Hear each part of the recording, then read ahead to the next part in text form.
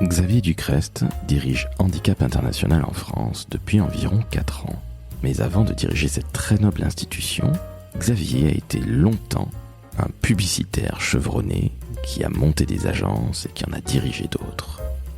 Alors aujourd'hui, dans ce nouvel épisode du Décodeur de la communication, je ne vais pas vous demander de mettre 5 étoiles sur Apple Podcast. Je vais vous demander à l'inverse d'aller faire un don, si évidemment vous en avez envie, si vous le pouvez, sur handicap-international.fr.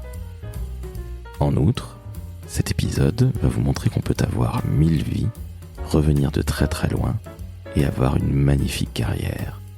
Et justement, écoutez les conseils que vous donne à cet effet Xavier. Vous allez voir qu'ils sortent de l'ordinaire, qu'ils sont pleins d'entrain et que cet homme a toujours épousé les plus nobles causes. Je suis Laurent François, fondateur et dirigeant de l'agence Maverick, et vous souhaite une très très belle écoute en compagnie de Xavier.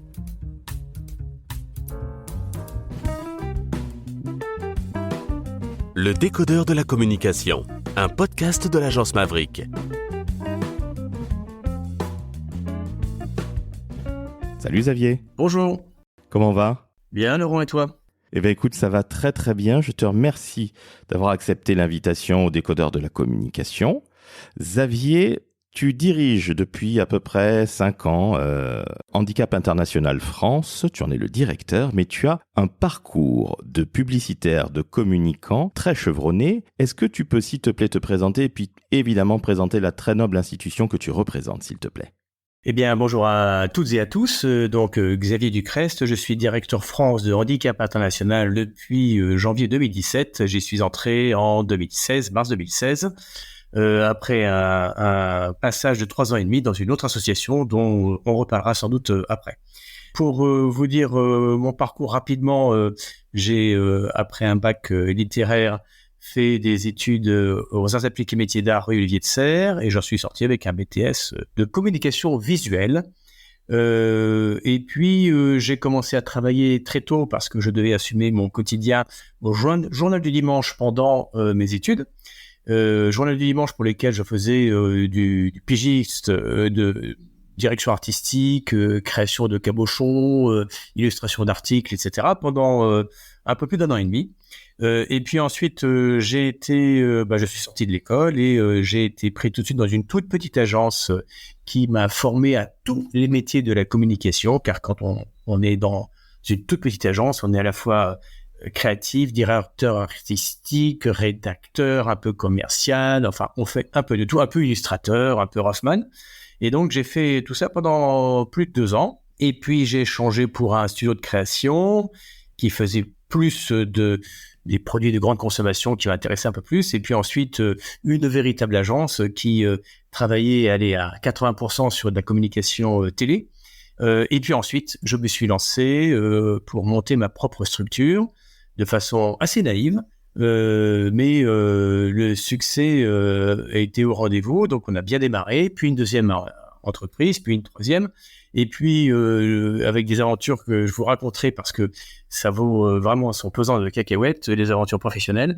Je suis rentré chez Havas Dentsu Marsteller à l'époque, avec quelques-uns de mes clients. Et j'ai été le 5e directeur de création, donc le plus jeune de cette très grande agence à l'époque. Que j'ai ensuite quitté au bout de 3 ans et demi parce que c'était trop gros pour moi et que j'avais besoin de retrouver l'état d'esprit entrepreneurial. Et donc, j'ai rejoint une petite agence, toute petite agence de 12 personnes à Lyon, que l'on a redynamisé, redéveloppé à 60 personnes, 3 filiales, Paris, Lyon, Annecy. Et on a participé à la dynamique de développement du premier réseau d'agences indépendantes au monde, Independent Network, de 90 agences. Et j'étais au board de cette organisation, qui était un GIE, en charge du développement stratégique des agences. Voilà pour le parcours assez court professionnel publicitaire. Et puis, j'ai toujours travaillé sur un autre pied, et donc ça, c'était le pied économique du secteur marchand et privé. J'ai toujours travaillé sur le pied social en donnant du temps à différentes associations, que ce soit à Paris, au niveau national ou international. Et en arrivant à Lyon, j'ai rencontré Jean-Baptiste Richardier, le cofondateur d'Handicap International. Et puis, il y a eu un avant et un après. Et donc, pendant 20 ans de collaboration, c'est assez rare entre une agence et un client. Alors, c'était un client et un non-client, puisqu'on travaillait bénévolement pour Handicap International, mais c'est là que l'on a fait nos plus belles campagnes, je peux vous le dire, les plus beaux événements, les plus beaux lancements de produits. Ça a été une aventure pendant 20 ans assez exceptionnelle. Bon, et puis... je vous raconterai ça par la suite. J'imagine, Laurent, que tu me poseras des questions sur la façon dont on devient directeur France d'Handicap International par la suite. Eh bien justement, c'est assez intéressant ce que tu racontes là parce que ton parcours est plutôt un parcours de directeur artistique à la base, alors même si tu es diplômé d'un BTS, ce qui ne prépare pas nécessairement à faire du design, hein, mais tu es graphiste, donc côté artistique, tu fais beaucoup de développement, ce que je trouve super intéressant. Et au final, tu diriges une très très belle structure aujourd'hui. Alors c'est un parcours de vie bien entendu parce que ça s'est pas fait en 3 ans, mais comment ça se fait? Parce que ton parcours est très très très atypique dans les métiers de la communication et tout court, j'ai envie de te dire. Alors c'est atypique parce que ma philosophie de vie imprègne mon parcours professionnel. Il faut avant tout se rêver de qui l'on veut être avant de savoir ce que l'on veut faire. Et je crois que c'est vraiment la base de la base. Et moi, le seul conseil que je donnerais à toutes celles et ceux qui veulent faire ce métier de communication, et au sens large, parce qu'il y a tellement de métiers dans la communication qu'il faut ensuite choisir sa profession dans la communication, c'est vraiment de réfléchir à qui je veux être et avoir une passion. Moi, ma passion, je suis né avec un crayon dans la main. Je ne sais pas pourquoi, ou plutôt j'ai pu analyser ça par la suite en regardant mon parcours. J'étais assez cancre, j'étais assez bougeon et passer beaucoup de temps derrière un pupitre à prendre des choses pour lesquelles j'avais pas d'appétence a fait que j'ai griffonné dans les marges de mes cahiers et mes cahiers sont devenus des BD pour faire simple. Et du coup, j'ai eu des parents qui se sont intéressés à mes dessins puisque ils voyaient que c'est ce qui me passionnait et alors au début c'était par défaut puisque les cours ne m'intéressaient pas, puis ensuite ça a été par passion puisque quand quelqu'un s'intéresse à vous et que vous êtes valorisé par ce que vous faites, c'est là que vous finissez par performer. Et donc j'ai pris des cours de dessin, mes parents m'ont inscrit à des cours de dessin divers et variés, j'ai fait des concours d'affiches, tout de suite pour moi l'expression c'était l'affiche, avec un certain succès, etc. Et puis donc, globalement, le dessin, l'art appliqué à un métier est venu s'imposer à moi. Et ensuite, la réflexion a été de se dire, mais qu'est-ce que je vais faire de ça? Alors d'abord, j'en ai fait une vraie source de plaisir. Franchement, crayonner un concept et ensuite le voir se réaliser, que ce soit en affichage ou en film télé, vraiment, ou en spot radio, c'est un vrai grand plaisir. Pour l'ego, il faut se l'avouer, mais aussi pour le métier que c'est, parce qu'on touchait à l'époque à tout ce qui était à la fois visuel, graphisme, audio, vidéo, les films. J'ai tourné avec les plus grands réalisateurs de films, ça a été des moments absolument merveilleux, et un peu partout dans le monde, donc c'était formidable. Donc un vrai plaisir, mais ce plaisir, il est vain. C'est-à-dire qu'une campagne, ça passe.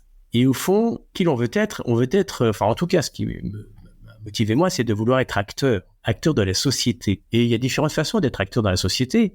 En étant entrepreneur, ce que j'ai été. Du coup, tu me poses la question, Laurent, à savoir, je suis passé au développement. Bah oui, par force, parce que quand on a une agence de pub, on a beau être le directeur de création de cette agence et le créatif, animer des équipes, il faut aussi la développer. Et au fond, j'avais une certaine facilité à argumenter, à présenter.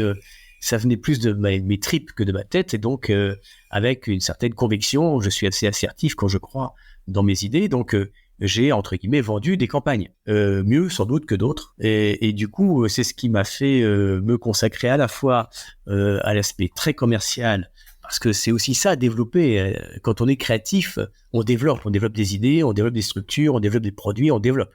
Et donc, j'ai développé des structures par un instinct commercial. Encore une fois, pour revenir sur la formation des jeunes qui veulent faire ce métier, je crois que pas loin de 90% de ce que je sais faire aujourd'hui dans ma profession, je l'ai appris sur le tas. Je l'ai appris en faisant. Et croyez-moi, j'ai eu des idées assez loufoques que finalement j'ai lancées quand même avec une confiance extrême dans notre capacité à les réaliser. Ça aussi, c'est intéressant, c'est-à-dire se dire, si je fais une cartographie des risques dans ce que j'entreprends, je pense que je serais resté fossilisé sur ma chaise et je n'aurais jamais bougé. Donc la prise de risque, elle est majeure, avec une vraie confiance en soi dans la perspective de pouvoir les réaliser. Alors j'ai pris des gamelles, mais somme toute, quand on fait l'analyse du tout, ça c'est finalement, et ça a été très bénéfique. Mais donc, qui l'on veut être, comment on veut le faire, qu'est-ce qu'on apprend au fil du temps, qu'est-ce qu'on accepte de ne pas savoir pour apprendre, quels risques l'on prend, qui sont des risques pas toujours mesurés, parce que sinon on ne fait rien, et puis avancer, parce que comme le dit Einstein, pour garder l'équilibre dans la vie, c'est comme la bicyclette, il faut avancer. Ça a été aussi un moteur. Donc un moteur à la fois professionnel, à la fois un moteur social, parce que quand je me disais, pour être acteur social, être entrepreneur, c'est être mandataire social, donc on est vraiment dans la société, et on est responsable de salaire, de salariés, d'entreprise, de réussite commerciale, donc du secteur marchand, donc de l'économie au sens large. Mais je voulais m'intéresser aussi aux fragilités, en étant à l'écoute, ouvert aux fragilités, on est ouvert aussi aux rencontres. Et c'est pour ça qu'en ayant rencontré Jean-Baptiste Richardi, fondateur d'Handicap International, on s'est investi totalement dans ces campagnes. Et c'est ce qui a fait qu'au bout d'un moment, on est sur 2 grands pieds. Et puis, il faut faire un choix. Alors justement, c'est très intéressant ce que tu me dis là, parce que quand on y réfléchit bien, Xavier, tu as une carrière qui est au top, tu es extrêmement tranquille, tu crées des belles campagnes, tu développes... Tranquille, je sais pas, parce que c'est fait de stress.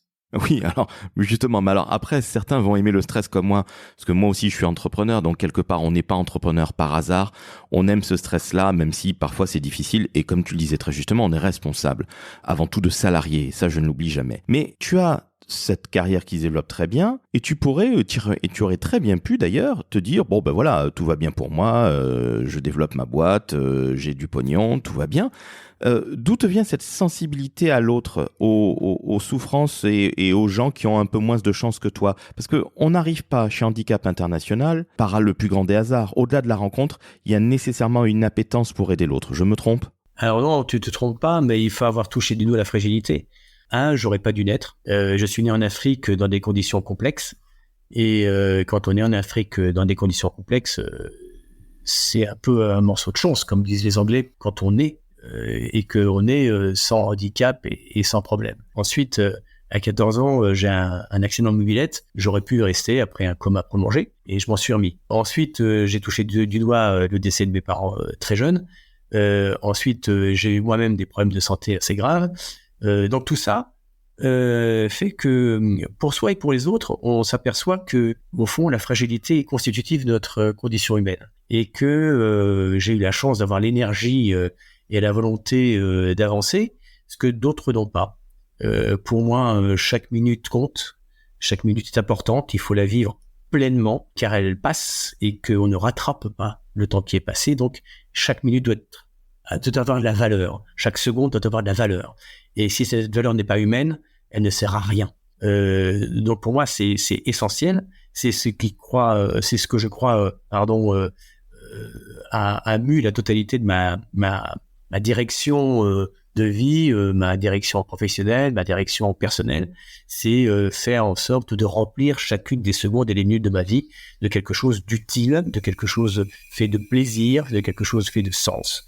Je crois que c'est la base de mon appétence pour aller toucher aux fragilités et d'aller tenter d'apporter ce que je peux apporter à ce secteur de notre humanité, c'est-à-dire de tendre la main pour aider toutes celles et ceux qui souffrent, quel que soit le type de souffrance, et sans a priori et sans jugement. Voilà, et ça n'empêche pas d'avoir une carrière de professionnel de la communication et de continuer, parce que dans le métier que je fais, on fait beaucoup de communication avec des sujets extrêmement compliqués, mais absolument passionnants. Mais la communication étant la base même de la relation humaine, tout ça finit par se boucler.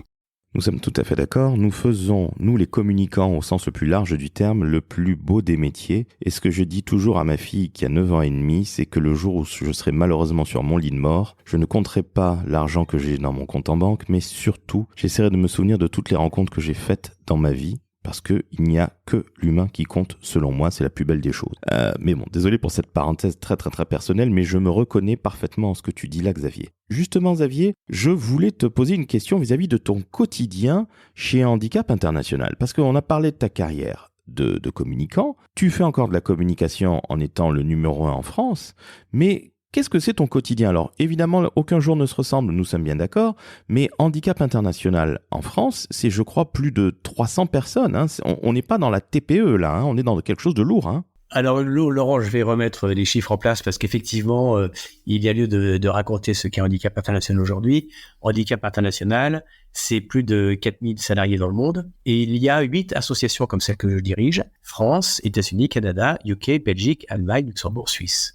Et ces 8 associations sont organisées autour d'une fédération. Et les métiers de ces 8 associations, c'est collecter, communiquer et l'influence politique, au relais du plaidoyer politique qui est mené au niveau international. Nos métiers, c'est ça. La fédération nous offre, comme tous les offices, les services partagés, que ce soit la DSI, les RH, la gestion, la compta, etc., etc. Et elle a le mandat d'intervention sur le terrain. Donc, le gros du staff est géré, organisé par la fédération. Et nous, Association nationale, nous participons aux choix stratégiques d'intervention, et nous remontons les fonds auprès de la fédération de manière à ce que, de façon concertée, on puisse aller intervenir partout où il y a des crises humanitaires. Alors, je vais vous raconter 2 secondes ce qu'est Handicap International, donc plus de 4000 salariés dans le monde, un budget de 250 millions à peu près. La France contribue pour un tiers de ce budget avec des fonds institutionnels et des fonds privés, donc du particulier, de l'entreprise et des fondations aussi. Et nous intervenons dans plus de 60 pays avec plus de 480 programmes auprès de populations qui souffrent, et ces souffrances sont dues à des crises humanitaires, dues à des catastrophes naturelles ou des conflits armés. Donc nous sommes dans des situations extrêmement critiques. On est né il y a 39 ans hier, parenthèse, le jour de mon anniversaire, c'est le jour de la création de Handicap International, donc il n'y a pas de hasard, j'étais prédestiné, et le jour de ma fête, c'est la journée internationale du handicap, donc j'étais forcément prédestiné à être là. Donc on est né il y a 39 ans, en contexte de crise sur la frontière entre la Thaïlande et le Cambodge, dans le plus grand camp de réfugiés pendant la guerre civile des Khmers, et 2 médecins voyaient arriver dans ce grand camp de réfugiés, Kaouidang, des hommes, des femmes et des enfants fauchés par les mines, et donc il fallait amputer. Et ce faisant, ils ont constaté qu'une fois qu'ils étaient amputés, ces personnes avaient plus d'avenir, ne se sentaient plus des personnes humaines à part entière. Et donc, ils ont décidé d'engager de la réadaptation avec la fabrication de prothèses. Alors, à l'époque, on disait de la débrouille. Aujourd'hui, on dit de l'innovation frugale. Mais la débrouille, c'était de trouver du bois, du métal, du caoutchouc, du bambou pour faire des prothèses. Ce qu'ils ont fait de façon absolument phénoménale, avec très, très, très, très grand succès. Et ils ont monté leur association à partir de là. Et donc, il y a 39 ans, ils étaient 2, puis 3, puis 4, et aujourd'hui, on est plus de 4000. Donc, c'est un succès qui est dû à la vision de ses fondateurs et à leur extrême pugnacité et à leur incroyable courage. Ils n'ont jamais rien lâché devant les difficultés qui se présentaient, devant les défis qui se présentaient. Et ils ont toujours combattu, à la fois sur le terrain. Donc, on a des programmes divers et variés d'accompagnement des victimes, mais on a aussi tout un versant politique où on est acteur de changement du monde. Et je le dis parce que c'est vrai, on a fait signer des traités internationaux qui ont changé le monde. En 97, on a fait signer un traité international d'interdiction des mines antipersonnelles. On est co-prix Nobel de la paix pour ça. En 2005, on a recommencé pour faire signer un traité international contre les bombes à sous-munitions. Et aujourd'hui, on se bat pour faire cesser les bombardements des victimes, c'est-à-dire des pratiques de guerre qui sont indignes de notre humanité. Puisqu'il faut savoir, plus de 90% des victimes aujourd'hui sont des civils dans les conflits armés. Donc voilà globalement ce qu'est Handicap International. Et pour revenir sur les chiffres, la structure que je dirige est faite de 62 ou 63 personnes par rapport au gros du staff qui est géré par la fédération. Mais c'est néanmoins la plus grosse structure parmi les associations que j'ai citées, des 8 qui constituent le réseau.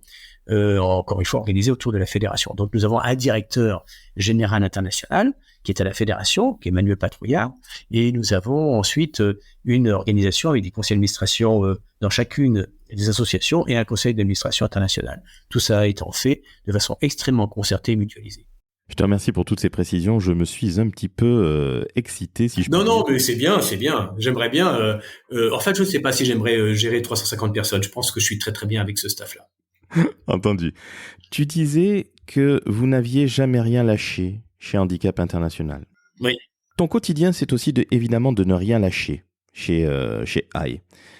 Comment ça se passe? Qui est-ce que tu rencontres? Parce que tu dois rencontrer des huiles, si je puis dire, des VIP, c'est-à-dire des politiques partout à travers le monde.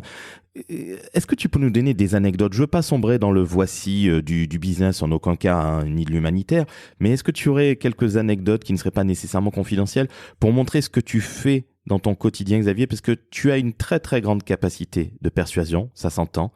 Tu as le sourire dans la voix, donc j'espère que nos auditrices et auditeurs vont l'apprécier. Et puis après, évidemment, tu nous diras comment on fait un don chez Handicap International, ça me paraît absolument essentiel. Ah oui, ça, je prends tous les dons, même les petits. Tu as parfaitement raison, Laurent. Merci de m'appeler à ça. Non, c'est très simple. Hein. Le quotidien, j'ai toujours été un lève-tôt, donc je me lève à peu près à 5h30. Je commence ma journée par planifier tout ce que j'ai à faire et je la finis vers 20h. Donc, mais c'est parce que je suis comme ça. Encore une fois, chaque minute compte. Chaque seconde est importante.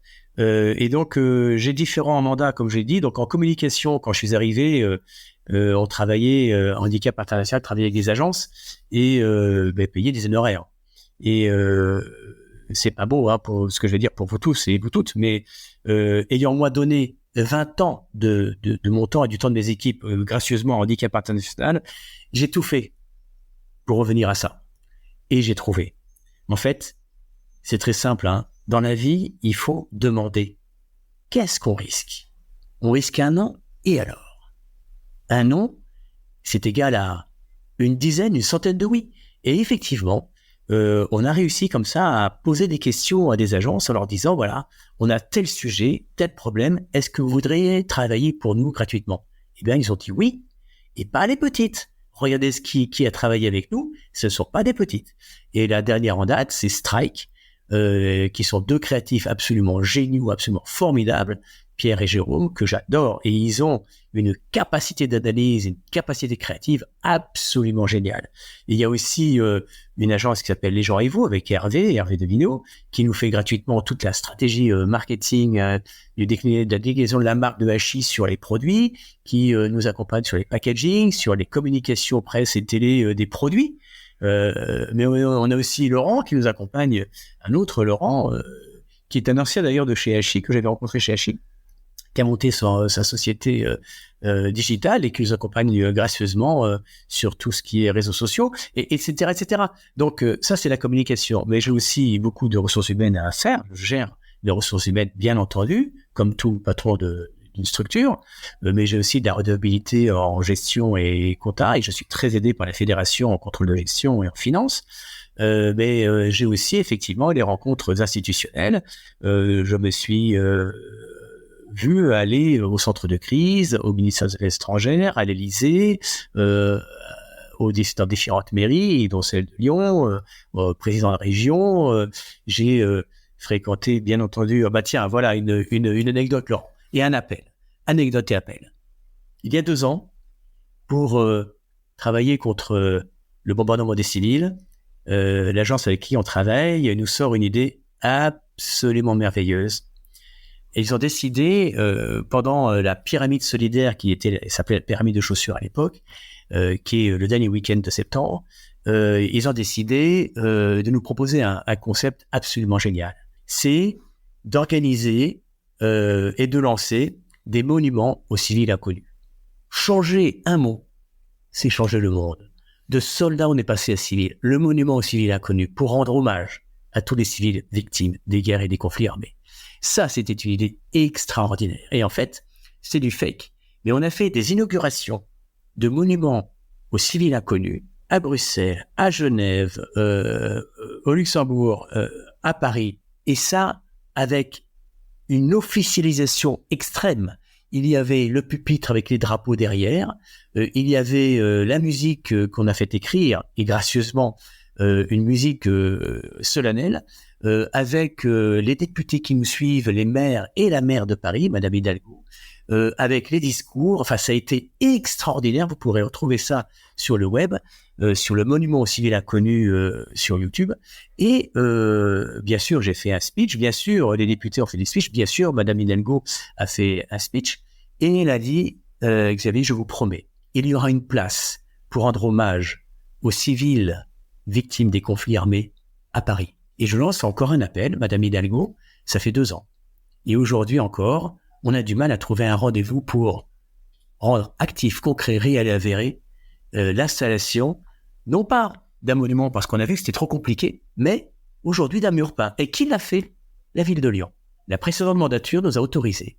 Et on a aujourd'hui un mur peint que l'on va finir par réaliser en termes d'inauguration en septembre, parce qu'on devait le faire il y a 1 an, mais on n'a pas pu à cause du Covid. Eh bien là, on va inaugurer un mur peint. Et là, de nouveau, c'est le street artiste Brusque qui nous a donné son temps, donné son talent, qui l'a fait pendant 1 semaine, il a fait son mur peint, etc. Et on va inaugurer ça pour rendre hommage aussi à l'inconnu. Vous voyez, des anecdotes, il y en a plein comme ça. Des interpellations politiques, des mobilisations, des sensibilisations, des colloques multiples et variés. Par exemple, on a lancé il y a 2 ans et demi un grand colloque on appelle ça un sommet de haut niveau sur formation, emploi et handicap avec des gens du monde entier. C'était à Paris et là aussi on a obtenu la salle quasiment gratuitement. Bref, on a obtenu beaucoup de choses et il y avait là notre secrétaire d'État au handicap. On avait là Marie-Amélie Le Fur, la présidente du comité paralympique. On avait là beaucoup de gens qui ont remué les idées autour de l'acceptation de la différence et du handicap pour écrire le grand livre blanc de l'inclusion. C'était des moments absolument merveilleux. Et vous voyez, autour de nous, on avait des partenaires qui ont financé ça. On avait des personnalités très, très inspirantes qui ont parlé. Et on a eu des personnes à la fois en situation de handicap et des personnes totalement invalides qui se sont mobilisées et qui ont jeté la voix, les idées, la trace pour essayer de travailler un monde toujours plus inclusif. Donc oui, tout ça, ce sont des moments qui sont forts, des moments qui sont intéressants et des moments qui construisent. Alors j'ai aussi quelques voyages terrain qui me permettent de mieux comprendre notre mission. C'est vrai que je suis allé à Beyrouth et au Liban pour voir comment on travaillait sur le déminage. C'est vrai que je suis allé dans un grand camp de réfugiés, de 70 000 réfugiés, le camp de Gambela en Éthiopie, pour voir comment est-ce qu'on travaillait là-bas sur l'inclusion des personnes handicapées, de différentes nationalités, différentes cultures. Tout ça vous construit, tout ça vous renvoie à des regards et des merci et des sourires qui sont, pour le reste de votre vie, extrêmement importants, extrêmement fondamentaux dans ce que je disais, c'est-à-dire que chaque seconde, chaque minute compte et chaque rencontre est importante. Je te remercie beaucoup Xavier, c'est extrêmement inspirant et j'espère que les auditrices et auditeurs du Décodeur de la com vont se dire que oui, on peut faire de la communication pour des très grandes marques, mais on peut aussi être dans le non marchand et travailler avec des associations humanitaires parce que c'est globalement, l'humain reste selon moi la priorité qui devrait être celle de nos vies. C'est vrai Laurent, mais tu vois, le secteur marchand est aussi important parce que ce sont des partenaires qui nous suivent aussi, qui nous payent. Quand je dis, quand Sophie Cluzel est venue à ce grand forum que l'on a organisé, à côté de Marie-Amélie Le Fur, eh bien, ce sont des entreprises qui ont payé la soirée, qui ont payé différentes choses. Donc là, je me retrouve commercial et j'ai une équipe de commerciaux chez Handicap International. J'ai une équipe marketing qui, elle, travaille sur tout ce qui est collecte. On a une machine de guerre ici, vraiment d'une 12aine de personnes avec des data analystes, des experts de marketing direct, de emailing, de digital. Enfin, tout ça sont des métiers que l'on retrouve au sein d'une organisation telle que la nôtre et dans d'autres ONG, bien entendu. Bien sûr, et l'argent reste le nerf de la guerre, hein. Faut pas non plus se mentir. Hein. Ah ben c'est certain. Vous savez, chez Handicap International, on parle marge nette, c'est-à-dire qu'on est là pour que chaque organisation d'événements, chaque activité, depuis la France comme depuis les 8 pays dont j'ai parlé, soit collecteur. Et on n'est pas là pour dépenser, mais pour gagner. Donc on est aujourd'hui dans ce qu'on pourrait appeler une dynamique frugale en termes de dépenses. Mais c'est tout à ton honneur et c'est d'ailleurs tout à fait naturel parce que malheureusement le passé nous a prouvé que certaines associations ont profité pour s'en mettre plein les fouilles. Mais bon, ça c'est une autre paire de manches. Xavier, j'ai une petite question. Tu nous parlais de ton parcours, que tu es finalement une sorte de rescapé, de survivant, parce que tu as eu quelques soucis de santé, tu ne devais pas naître, comme tu le disais très justement. Je te remercie de cette confidence. Est-ce que tout ça, tout ce que tu fais aujourd'hui avec de 5h30 à 20h le soir, est-ce que ça te permet d'avoir une vraie vie pour toi? Peut-être que la question est très intime, je te prie de m'en excuser par avance, mais... Ah non, tu fais bien. Je travaille beaucoup sur le sujet de l'unité de l'être. Et on ne doit pas être différent quand on travaille que quand on est père de famille ou mari. J'ai le bonheur d'être très très bien marié, d'avoir 3 très beaux enfants absolument sympas et merveilleux. Je passe mon temps à dire que si on n'est pas gâteux des enfants, qui le sera. Aujourd'hui, je suis grand-père. Aujourd'hui, ils sont mariés. Aujourd'hui, on vit dans un bonheur total. Il a fallu faire des choix. Mais le choix, il a été fait avec mon épouse. J'ai beaucoup travaillé, elle a beaucoup assuré. Je prenais le relais. On est une équipe, on est un team, on est des associés. Voilà, on a fait des tas de choses dans la vie, sans jamais trop se poser de questions. Toujours pareil, beaucoup par feeling. Et on a été tous les deux très créatifs au fond. Et tous les deux, on a avancé. Et si on n'avait pas été deux, j'en serais pas là. Elle a été extrêmement importante dans les choix de ma vie, forcément. On va la saluer déjà. Comment s'appelle-t-elle, si tu peux le dire, bien sûr? Elle s'appelle Isabelle la plus belle. Isabelle la plus belle, ça tombe très bien. Moi aussi, j'ai une Isabelle la plus belle à la maison. Et les Isabelles sont évidemment les plus belles. Au-delà de la blague, j'ai une avant-dernière question à te poser. Et puis après, surtout, chose très importante pour moi, qu'on puisse faire un don à Handicap International. Mais mon avant-dernière question est la suivante. Dans toute ta carrière, quelle est la chose dont tu es le plus fier? Waouh. Alors, le virage. C'est d'abord d'avoir toujours voulu faire ce que je voulais faire et être ce que je voulais être, avec assez peu de compromission, quelques compromis. J'ai pris du temps avant de réfléchir à la vraie destination de mes secondes, de mes minutes de ma vie passées à faire quoi, et je me sens pleinement à ma place. Donc au fond, s'il y a des satisfactions à avoir, c'est la satisfaction d'avoir fait toujours les métiers que je voulais faire avec les gens avec lesquels je voulais être, et que chaque fois que je ne me plaisais pas, je changeais, point. Je ne posais pas les questions de savoir comment, quoi, machin. Non, je disais stop, et donc je faisais autre chose, et autrement. Et ça aussi, c'est très naïf, et c'est pas courageux, c'est totalement inconscient. C'est même totalement débile. Si vous saviez, quand je suis arrivé à Lyon, ce que j'ai fait, c'est que j'avais peut-être pas terminé ma période d'essai, que tout le monde déménageait, ma femme était enceinte, elle allait accoucher 3 mois après. On a pris des risques majeurs, mais avec une très grande confiance. Donc voilà, toujours avoir fait ce que j'ai voulu faire, toujours avoir travaillé dans le plaisir. J'ai jamais pensé travailler, c'est pour ça que je me lève tôt. J'ai toujours eu beaucoup de passion à bosser, parce que c'est pas du boulot, c'est une passion, et que ça, c'est vraiment une vraie satisfaction. Comment pouvoir donner, comment pouvoir s'investir financièrement ou peut-être humainement chez Handicap International? Alors, vous allez sur handicap-international.fr, il y a là une page de dons et il y a 3 façons de nous accompagner. Vous pouvez donner, même des petites sommes, ce sont les petits ruisseaux qui font les grandes rivières, donc des petites sommes. Si vous voulez donner 10 € par mois, donnez 10 € par mois. C'est quoi? C'est même pas un paquet de clopes dont vous allez vous priver. Donc 10 € par mois. Vous pouvez aussi aller sur notre site et décider de vous engager à nos côtés, d'être bénévole. Il y a plein de choses à faire en termes de bénévoles. Si vous êtes étudiant, eh bien inscrivez-vous à la Nuit de l'innovation solidaire, qui est un hackathon solidaire absolument merveilleux. Nous étions 250 à le faire l'an dernier, tout en digital. C'était incroyable, d'une ambiance formidable. Donc là, on va le relancer. Donc la 3e édition, ce sera en janvier 2022. Donc la Nuit de l'innovation solidaire.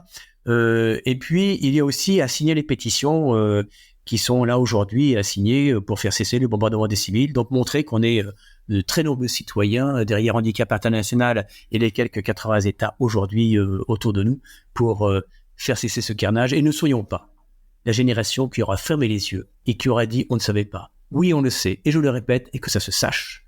90% des victimes aujourd'hui sont des civils. Donc ne lâchez rien, signez les pétitions, donnez, engagez-vous, devenez bénévole. Il y a 1000 façons de tendre la main à ces pauvres victimes. Eh bien, Xavier, c'est sur ces bons mots très poignants que nous allons nous quitter. Je te remercie pour le temps que tu m'as accordé, très sincèrement. Mais je t'en prie, Laurent. Merci à toutes et à tous, et à très bientôt sur notre site, sur les réseaux sociaux, où vous voulez.